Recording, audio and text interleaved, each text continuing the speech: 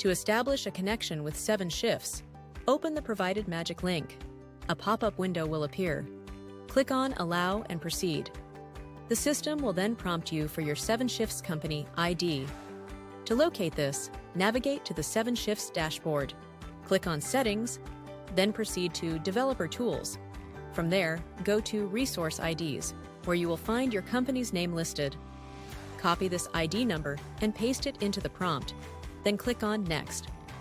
The system will now prompt you for your 7shifts API key. To retrieve this, return to the dashboard and go to Access Token in the same section. If there is an existing token, click on Copy Access Token. If there isn't one, create a new token by clicking on Create Access Token. Provide an appropriate token name and select a technical contact. Click on Create Access Token, and a new token will be generated. Copy this token and paste it into the provided prompt, then click on Connect. As you can see, the connection has been successfully established.